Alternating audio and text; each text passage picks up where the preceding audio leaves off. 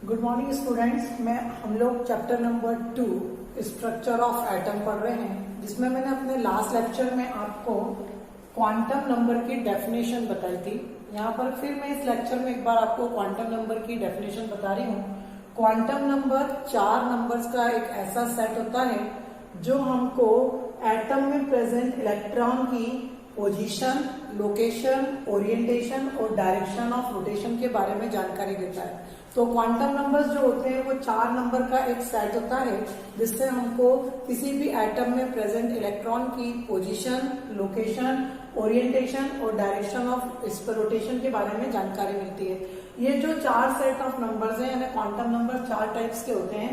पहला quantum number है principal quantum number which is represented by n, और इसकी डिस्कवरी नील बोहर ने की थी। प्रिंसिपल क्वांटम नंबर को नील बोहर ने इंट्रोड्यूस करा था। प्रिंसिपल क्वांटम नंबर को एन से रिप्रेजेंट किया जाता है।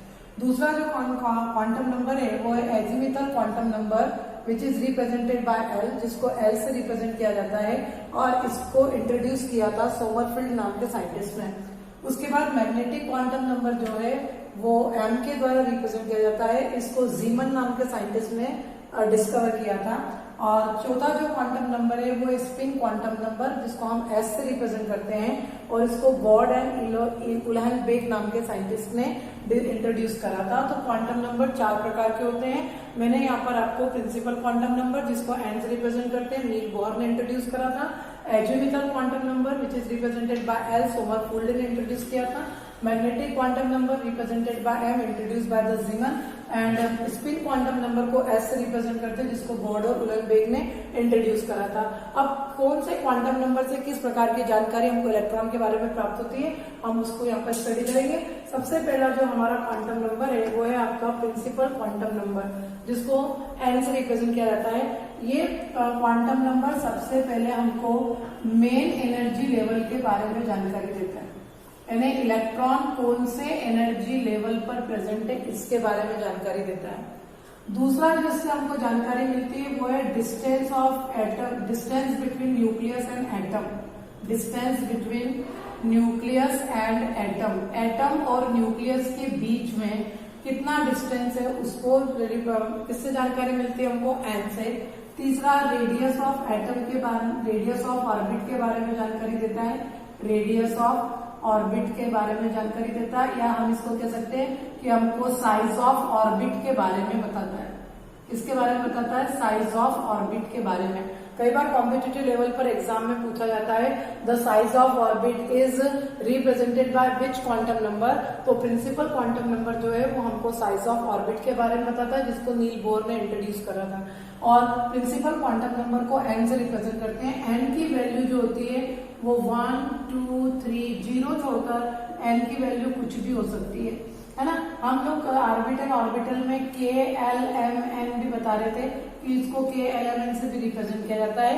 तो अगर एन की वैल्यू 1 आती है किसी इलेक्ट्रॉन के लिए, तो इसका मतलब जो इलेक्ट्रॉन है वो फर्स्ट एनर्जी लेवल पर प्रेजेंट है। अगर किसी इलेक्ट्रॉन के लिए एन की वैल्यू 2 आती है, इसका मतलब वो इलेक्ट्रॉन उस एटम में सेकेंड एनर्जी लेवल पर प्रेजेंट है। इसी प्रकार अगर 3 वैल्यू है तो थर्ड एनर्जी लेवल है, 4 वैल्यू है तो फोर्थ एनर्जी लेवल है, और 5th वैल्यू है तो वो आपका इलेक्ट्रॉन जो है वो 5th एनर्जी लेवल पे है। तो जो प्रिंसिपल क्वांटम नंबर होता है वो हमको मेन एनर्जी लेवल के बारे में बताता है, यानी इलेक्ट्रॉन कौन से एनर्जी लेवल पे प्रेजेंट है। अब अगर मैं आपसे कहूँ कि इलेक्ट्रॉन जो है वो 4th एनर्जी लेवल पर है, तो ये फर्स्ट, ये सेकेंड, ये थर्ड और ये फोर्थ, तो ये डिस्टेंस बिटवीन न्यूक्लियस और इलेक्ट्रॉन के बीच का क्या हो गया, डिस्टेंस हो गया। इसी को हम क्या कहते हैं, रेडियस ऑफ ऑर्बिट कहते हैं, और इसी को हम क्या कहते हैं, साइज ऑफ ऑर्बिट कहते हैं। तो प्रिंसिपल क्वांटम नंबर से हमको ये जानकारी प्राप्त होती है कि इलेक्ट्रॉन कौन से मेन एनर्जी लेवल पर है, इलेक्ट्रॉन और एटम के बीच के यहाँ पर इलेक्ट्रॉन आएगा, इलेक्ट्रॉन और न्यूक्लियस के बीच में कितना डिस्टेंस है, यानी ऑर्बिट की रेडियस कितनी है, यानी साइज, ऑर्बिट का साइज क्या है। इस तरह से हमको प्रिंसिपल क्वांटम नंबर से जानकारी मिलती है। जो सेकंड क्वांटम नंबर मैंने आपको बताया था वो था आपका एजीमुथल क्वांटम नंबर। इसको जरा ध्यान से समझिएगा, थोड़ा सा कॉम्प्लिकेटेड है यहाँ पर। ये जो सेकंड क्वांटम नंबर आता है वो आता है आपका azimuthal quantum number, azimuthal quantum number. Azimuthal quantum number को किसने इंट्रोड्यूस करा था, सोमरफील्ड ने, and it is represented by L, और इसको कैसे रिप्रेजेंट किया जाता है, एल से। ये जो है हमको शेप ऑफ ऑर्बिटल के बारे में जानकारी देता है। किसके बारे में जानकारी देता है? शेप ऑफ ऑर्बिटल, या आप बोल सकते हो शेप ऑफ सबशेल के बारे में जानकारी देता है। सब शेल के बारे में जानकारी देता है। यानी मैंने आपको कल अपने इसके लास्ट लेक्चर में बताया था कि ऑर्बिट एक कॉलोनी होती है, उस कॉलोनी में बने हुए बंगलो जो होते हैं वो सब शेल्स होते हैं, और उन बंगलों में बने हुए कमरे ऑर्बिटल्स होते हैं, और उन ऑर्बिटल्स में रहने वाले लोग को हम क्या कंसीडर करते हैं? इलेक्ट्रॉन। तो जो प्रिंसिपल क्वांटम नंबर है उसने हमको ऑर्बिट की जानकारी दे दी, ने हमको कॉलोनी की जानकारी दे दी कि इलेक्ट्रॉन उस कॉलोनी में first energy, second energy, third energy level में। लेकिन एजिमुथल क्वांटम नंबर से हमको ये पता पड़ता है कि इलेक्ट्रॉन कौन से सब शेल में है, कौन से बंगले में है। ठीक है, तो उसके लिए इसकी value L is equal to होता है n-1। अगर आपको L की वैल्यू फाइंड आउट करना है तो L की जो वैल्यू है L की वो n-1 से, यहाँ पर n जो है वो प्रिंसिपल क्वांटम नंबर है। अब मैं यहाँ पर आपको बताऊं, if n is equal to 1 है तो उस केस में L इज इक्वल टू क्या हो जाएगा? 1-1 means L is equal to क्या हो जाएगा? 0। अगर L इज इक्वल टू 0 है तो फर्स्ट एनर्जी लेवल के S सब शेल में इलेक्ट्रॉन है। यहाँ पर n की वैल्यू क्या है? फर्स्ट 1 है, 1 यानी फर्स्ट एनर्जी लेवल है, और उस केस में L की वैल्यू क्या हो जाती है? 0, यानी S सब शेल है, यानी S सब शेल के लिए L की वैल्यू क्या हो जाएगी? 0। Similarly if n is equal to 2 होगा तो L is equal to 2-1 means L is equal to हो गया 1। इसका मतलब जो इलेक्ट्रॉन है वो सेकेंड एनर्जी लेवल के P सब शेल में है, सेकेंड एनर्जी लेवल के P सब शेल में है। आगे क्वेश्चन में उसके बाद L इज इक्वल टू अगर 3 होगा तो L इज इक्वल टू 3-1 यानी L इज इक्वल टू क्या होगा? 2। इसका मतलब जो इलेक्ट्रॉन है वो थर्ड एनर्जी लेवल के D सब शेल में है। कौन सा सब शेल में है? D सब शेल में। और उसी प्रकार अगर n इज इक्वल टू 4 हुआ, n इक्वल टू 4, तो L equal to 4-1 means L equal to 3, यानी ऑर्बिट जो इलेक्ट्रॉन है वो F सब शेल में है। कौन से सब शेल में है? F सब शेल में। इस तरह से एजिमुथल क्वांटम नंबर हमको सब शेल के बारे में जानकारी देता है, यानी शेप ऑफ सब शेल के बारे में जानकारी देता है, यानी L is equal to n-1। यानी अगर आपको L की वैल्यू निकालना है तो n-1 का फार्मूला आप लगाएंगे, और L इज इक्वल टू 0 मतलब S सब शेल है, L इज इक्वल टू 1 यानी P सब शेल है, L is equal to D यानी 2 है तो D सब शेल है, और L इज इक्वल टू 3 है तो F सब शेल है। उसके बाद जो अगला क्वांटम नंबर आता है वो है आपका मैग्नेटिक क्वांटम नंबर। नेक्स्ट वाला जो क्वांटम नंबर आता है उसको हम कहते हैं मैग्नेटिक क्वांटम नंबर।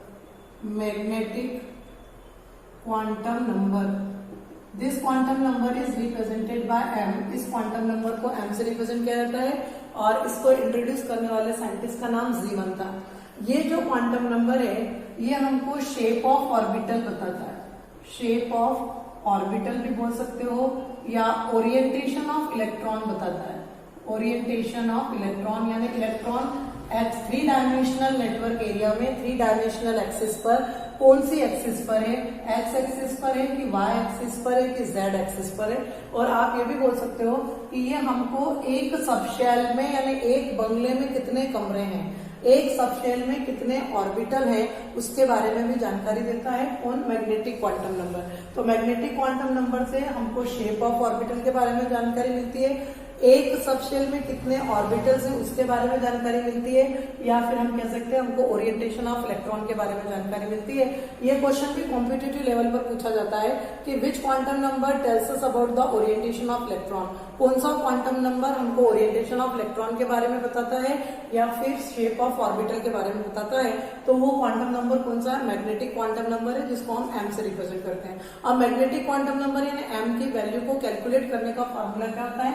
m की वैल्यू को कैलकुलेट करने का फॉर्मूला होता है 2l+1। 2l+1 होता है, ये m को कैलकुलेट करने का फॉर्मूला है ना। यहाँ पर l जो है वो एजिमुथल क्वांटम नंबर है।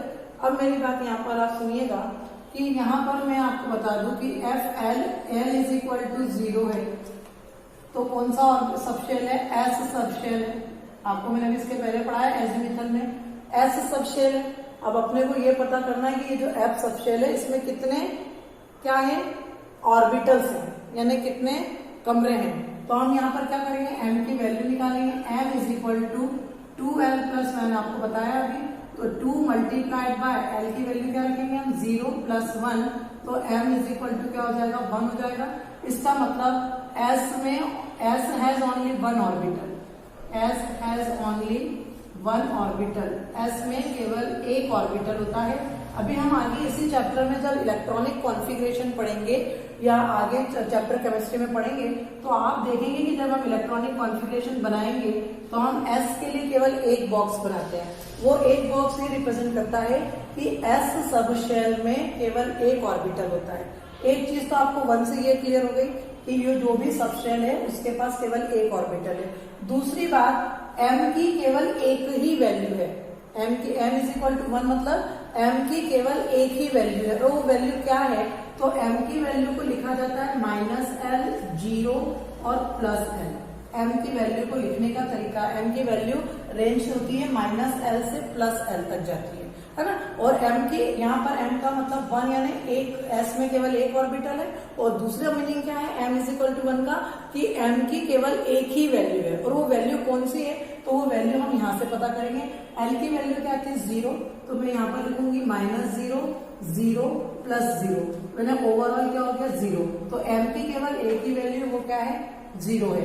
तो s सबशेल के लिए l की वैल्यू भी 0 होती है और m की वैल्यू भी क्या होती है, 0 होती है।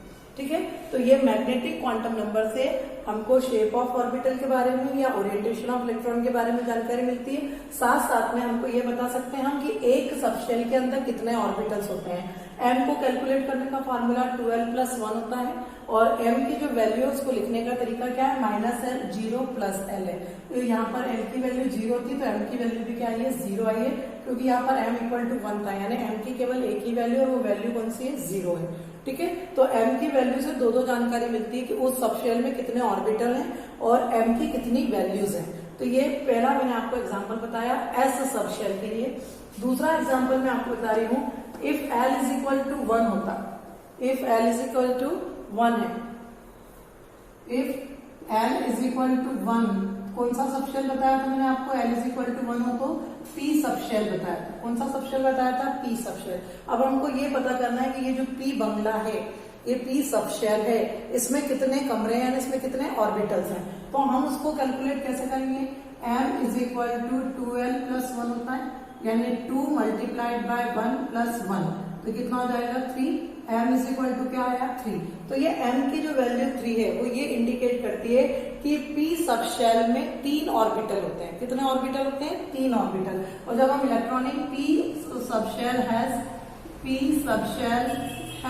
3 ऑर्बिटल्स, 3 ऑर्बिटल्स। जब हम आगे के चैप्टर्स में देखेंगे तो हम जब कॉन्फ़िगरेशन लिखेंगे तो p में हम 3 बॉक्स बनाते हैं इस तरह से।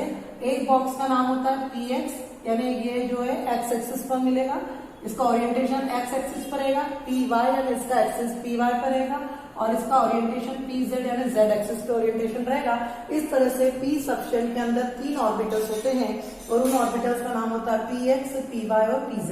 यहाँ पर x ओरिएंटेशन बता रहा है कि इलेक्ट्रॉन जो वो x एक्सिस पर ओरिएंटेड हो रहा है, y एक्सिस पर ओरिएंटेड हो रहा है और z एक्सिस पे ओरिएंटेड हो रहा है। तो m की जो 3 वैल्यूज है उससे पहली जानकारी हमको क्या मिली कि ये जो p सबशेल है, इस p सबशेल में 3 ऑर्बिटल है और उन 3 ऑर्बिटल्स को कैसे सिंबलाइज किया जाता है, px, py और pz करके। ठीक है, उसके बाद जो सेकेंड इंफॉर्मेशन हमको यहाँ पर मिलती है वो क्या है, m की 3 वैल्यूज है। कितनी वैल्यूज है, 3। तो m की वैल्यूज को हम कैसे लिखते हैं, -l, 0 और +l लिखते हैं। अब l की वैल्यू यहाँ पर कितनी है, 1 है, तो हम कैसे लिखेंगे इसको, -1, 0 +1। अब आप देखिए यहाँ पर m की 3 वैल्यूज हो गई, कौन कौन सी, -1, 0 और +1 हो गई।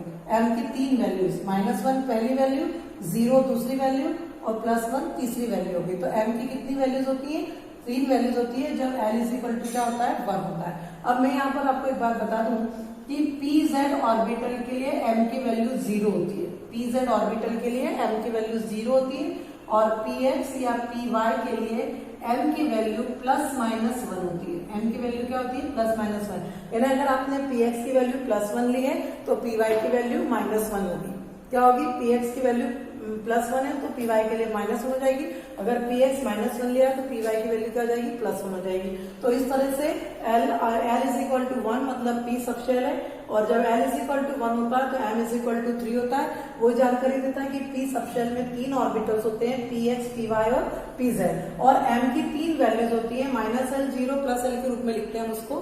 तो -1 0 +1 ये एम की 3 वैल्यूज हो गई है। कौन कौन सी, -1 0 और +1। इसमें ये जो 3 वैल्यूज है ये 3 ऑर्बिटल्स के लिए हैं। तो पीजेड ऑर्बिटल के लिए एम की वैल्यू क्या हो जाएगी, 0, और पी एक्स और पी वाई ऑर्बिटल के लिए एम की वैल्यू +-1 होगी। अगर आप पी एक्स के लिए एम की वैल्यू +1 लोगे तो पी वाई के लिए -1 हो जाएगी। इसका उल्टा पी वाई के लिए अगर +1 लोगे तो पी एक्स के लिए -1 हो जाएगी।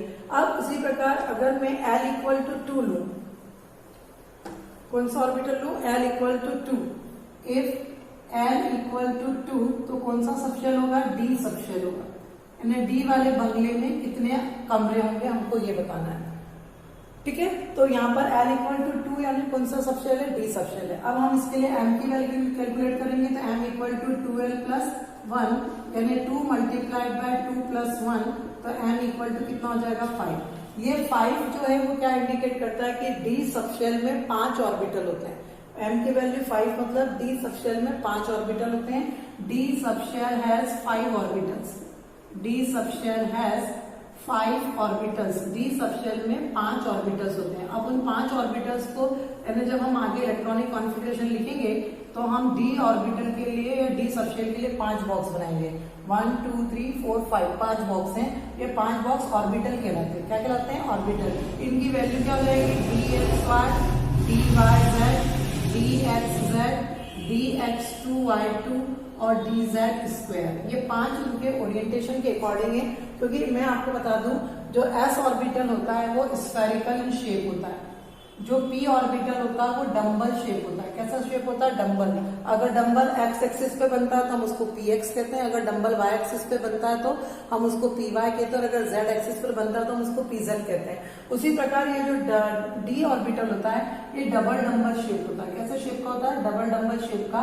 ये एक्स एक्सिस और ये वाई एक्सिस है, अगर लोब्स इन बिटवीन रहे तो ये डबल डम्बल शेप है तो उसको अपन डी एक्स वाई बोलेंगे। क्या बोलेंगे, डी एक्स वाई। अगर वाई और जेड के बीच में रहेंगे तो हम उसको क्या बोलेंगे, डी वाई जेड। और एक्स और जेड के बीच में रहेंगे तो हम उसको क्या बोलेंगे, डी एक्स जेड। और तो एक्स और वाई की एक्सिस पर होंगे यानी किस तरह से होंगे तो हम उसको नाम दे देते डी एक्स 2 वाई 2, और जेड एक्सिस पर ही होता है तो हम उसको क्या नाम दे देते डी जेड स्क्वायर। आगे वजन में तो ये जो d x Y D Y z है, इसका कारण ये है कि जो डी ऑर्बिटल्स होते हैं उनके अंदर 4 लोब होते हैं, यानी डबल डम्बल शेप होता है। इसलिए अपन ने उसको, हम लोगों ने उसको D x Y D Y Z और D x Z, D x 2 Y 2 और डी जेड स्क्वायर के नाम दिए। अब ये चीज तो हमको यहाँ पर पता लगे कि एम इक्वल टू 4 है, यानी डी सबशेल में 5 ऑर्बिटल्स होते हैं, d x Y D Y z D x z. अब इसके अलावा एक और चीज क्या पता पड़ रही है हमको यहाँ पर कि जो एम है यानी जो मैग्नेटिक क्वांटम नंबर है, डी सबशेल के लिए मैग्नेटिक क्वांटम नंबर की 5 वैल्यूज होंगी। कितनी वैल्यूज होंगी, 5। और मैं आपको बार बार बता रही हूँ कि एम की वैल्यूज को हम कैसे लिखेंगे, -l 0 और +l लिखेंगे। क्या लिखेंगे, -l 0 और +l। अब l की वैल्यू क्या थी डी ऑर्बिटल के लिए 2, तो -2 के बाद क्या आता है -1 के बाद 0 0 के बाद +1 और +2। तो ये देखिए आप कि -2 -1 0 +1 +2 ये 5 वैल्यूज है किसकी, एम की। किसके लिए, डी सबशेल के लिए। गुड मॉर्निंग इंडिया, समझ में आ रहा है इसको क्या से बताया मैंने आपको, m इक्वल टू -2 -1 0 +1 +2। तो m की वैल्यू 5 है, यानी यहाँ पर 5 वैल्यूज है m की, और ये पांचों वैल्यूज किसके लिए हैं, इन ऑर्बिटल्स के लिए हैं। अब यहाँ पर मैं आपको बता दूं dxy और dxz के लिए जो m की वैल्यू होती है वो ±1 होती है, ठीक है। dxy dyz और dx2y2 के लिए m की वैल्यू ±2 होती है, और dz स्क्वायर के लिए m की वैल्यू 0 होती है। ये मैं आपको बता दूं, all of these are imaginary concept है, केवल कल्पना की गई है कि px और py और pz क्या होता है, dxy, ये सब इमेजिनरी कंसेप्ट हैं। तो dxy dxz के लिए m की वैल्यू क्या रहेगी, +1 -1, dyz और dx2y2 के लिए क्या रहेगी, +2 -2, और dz स्क्वायर के लिए m की वैल्यू क्या रहेगी, 0। तो ये था आपके डी सबशेल के लिए। अब मैं आती हूँ एफ सबशेल के लिए। किसके लिए आते हैं अपन, एफ सबशेल के लिए। मैंने आपको पहले भी पढ़ाया कि कि अभी बताया मैंने आपको कि s ऑर्बिटल का शेप स्फेरिकल होता है, p ऑर्बिटल का शेप डंबल शेप होता है, d orbital double dumbbell shape होता है, लेकिन f ऑर्बिटल का जो शेप होता है वो कॉम्पैक्ट और कंफ्यूज होने के कारण, क्योंकि उसके अंदर 7 लोब्स होते हैं और 7 लोब्स को एक्सिस पर लोकेट करना ये काफी कॉम्प्लिकेटेड और कंफ्यूज स्ट्रक्चर हो जाता है, due to which it can not be drawn on the paper.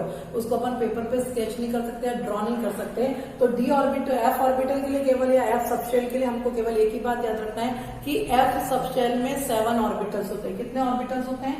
7। तो if l is equal to 3 हुआ तो कौन सा सबशेल है? एफ सबशेल है, एफ सबशेल है। और एफ सबशेल के लिए एम की वैल्यू क्या हो जाएगी? 2l + 1 यानी 2 multiplied by 3 + 1 is equal to कितना होगा? 7। Means f subshell has 3 orbital, 7 orbital, has 7 orbitals. कितने ऑर्बिटल्स उसके? 7 ऑर्बिटल्स। यानी जब हम एफ ऑर्बिटल का इलेक्ट्रॉनिक कॉन्फ़िगरेशन लिखना शुरू करेंगे तो हम उसके अंदर 7 बॉक्स बनाएंगे। 1 2 3 4 5 6 7 बॉक्स बनाएंगे। तो ये 7 बॉक्स बताता है कि एफ सबशेल के पास कितने ऑर्बिटल्स होते हैं? 7 ऑर्बिटल्स होते हैं। इसके अलावा एम की वैल्यू 7 है, यानी एफ ऑर्बिटल के लिए एम की 7 वैल्यूज होगी। उसको मैं आपको लिखने का बार बार बता रही हूँ। -l 0 और +l होता है, यानी -l की वैल्यू क्या है? 3 है। तो -3 -2 -1 0 +1 +2 और +3। तो ये टोटल कितनी वैल्यूज हो गई? 7। -3 -2 -1 3 0 4th वैल्यू +1 +2 +3 3 वैल्यूज है। तो टोटल कितनी वैल्यूज हो गई है? 7। तो जब m इज इक्वल टू 7 है यानी f सबशेल के 7 ऑर्बिटल्स हैं और उन ऑर्बिटल्स के लिए m की कितनी वैल्यूज होती है? 7 वैल्यूज होती है। तो ये था आपका मैग्नेटिक क्वांटम नंबर, जिससे हमको शेप ऑफ ऑर्बिटल या ओरिएंटेशन ऑफ इलेक्ट्रॉन के बारे में या एक सबशेल में कितने ऑर्बिटल्स होते हैं उसके बारे में जानकारी मिलती है। Now it is sufficient for today. Thank you very much.